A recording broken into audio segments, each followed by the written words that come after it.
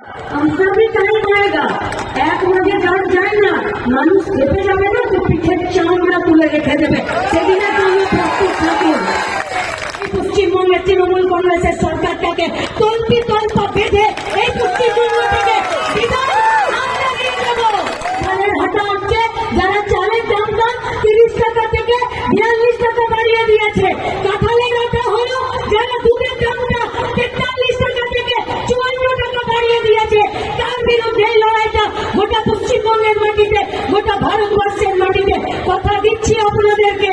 জিতিয়ে দিন কংগ্রেস সৃজন ভট্টাচার্যকে 24-26 এই পশ্চিমবঙ্গের তৃণমূল কংগ্রেসের সরকারটাকে তল্পি তল্পা বেঁধে এই পশ্চিমবঙ্গ থেকে বিদায় আমরা নিয়ে নেব।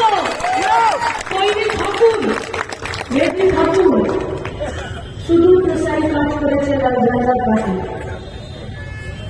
এই গোটা দক্ষিণ 24 পরগনা জুড়ে বটখানা ব্রিজ, মালঞ্চ, হাওড়া, নামখানা, রায়গঞ্জ, এসব ব্রিজগুলো একদম বিচ্ছিন্ন হয়ে পড়ে এই কলকাতা যাদবপুরের সঙ্গে যুক্ত করে দিয়েছে। ভুল করেছে। নামখানা, রায়গঞ্জ ছেলেমেয়েগুলো যারা প্রেসিডেন্সি কলকাতা যাদবপুর ইউনিভার্সিটিতে পড়ে মাস্টারমশাই দিদিমণি ডাক্তার হবে, তাদেরকে একটা কলকাতা শহরে এসে পড়াশোনা করতে দেবার সুযোগ করে দিয়ে লাল ঝান্ডা পার্টি কি অন্যায় করেছে? জমিন ছিন গয় গরিব খেটে খাওয়া মেহনতি মানুষকে বর্গ পাট্টার নামে দিয়ে দিয়েছে। কিন্তু অন্যায় করেছে লাল ঝান্ডা পার্টি। 326টা প্রাইমারি হেলথ সেন্টারকে 12,000 সংখ্যাতে পরিণত করেছে, কিন্তু জ্যোতি বসু বুদ্ধদেব ভট্টাচার্য একটা হেলথ সেন্টারকে দিদিমণির মতন নীল সাদা রং করার মতন লাল রং করে দেয়নি, বরং 34টা বছরে এই পশ্চিমবঙ্গের মাটিতে 1,38,000 ছেলেমেয়েরা গলা রুজু করে মাস্টারমশাই দিদিমণির চাকরি করছে। কারো বাপের দম নেই ওদের চাকরি বাতিল করে দেবার, তারা আজও মাথা উঁচু করে কাজ করছে।